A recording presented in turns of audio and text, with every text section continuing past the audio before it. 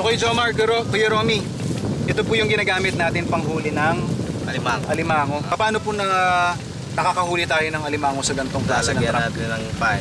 Sige nga sir. So yan yung mga tilapia. Tapos ito po ilulubog. Tapos gaano katagal ito sir Nawan? Papapainan? Mga kalahating oras.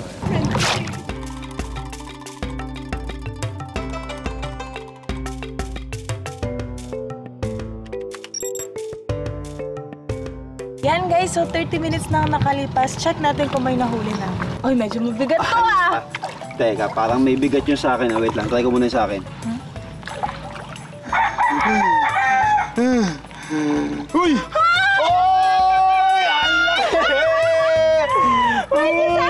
Na may kasama pang bato. Uy, teka, parang... Ay, solid! Solid!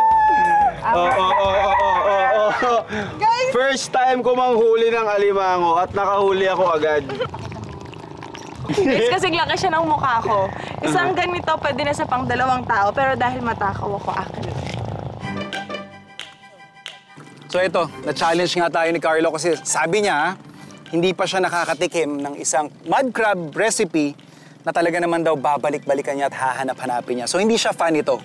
So naisip lang natin, imbes na kadalasang chili crabs, sweet and spicy, or yung mga tipong ginataan yung ilatag natin sa kanya, bakit parang hindi mas masarap na yung mga paborito nating elemento sa mga putahe na yon, yung pagsasama-samahin natin, and imbes na gagataan lang natin siya, pinakasikreto dito, I think na talagang papatok sa kanya is paglalatikin natin yung ating kakanggata. So pinakaunang step natin is of course, kailangan muna nating magpalatik ng ating gata. Ang pinaka-critical sa paggawa ng latik is yung paghalo mo ng tuloy-tuloy.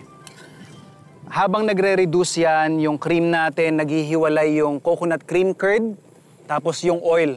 So kapag hindi mo yan tinuloy-tuloy ng halo, ang mangyayari, masusunog yung parang pinakabutil o yung latik nga na hinahanap natin. So pag ganito yung apoy ninyo, medyo alalayan nyo lang talaga to ng halo.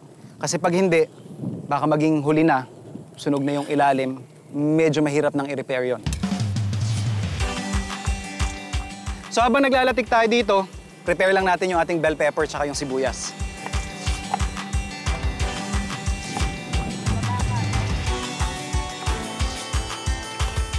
Lilinisan lang natin yan. Yan. And of course, tinatanggal din natin yung mga parang mga bituka na yan. And yung parang pinaka-gills.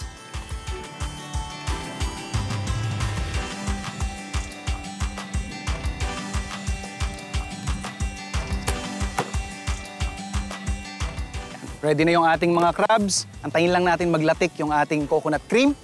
Isang mabilisang halo lang yan. Pwede tayo mag-serve. So ito, nakita na natin. Marami na tayong curd. Yan, yung tumutulo na yan. Napakagandang coconut oil niyan.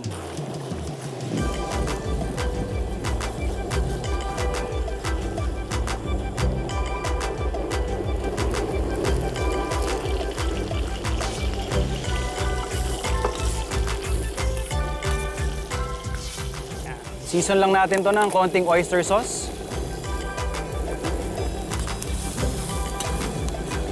So kuha lang tayo ng isang magandang portion ng ating pinanggisa, pang-garnish. So ito, laban na.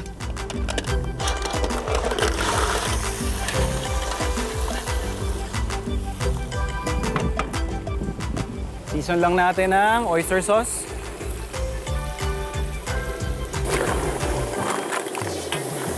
Takpan lang natin to siguro mga 5 to 10 minutes para lalong maluto yung ating crabs.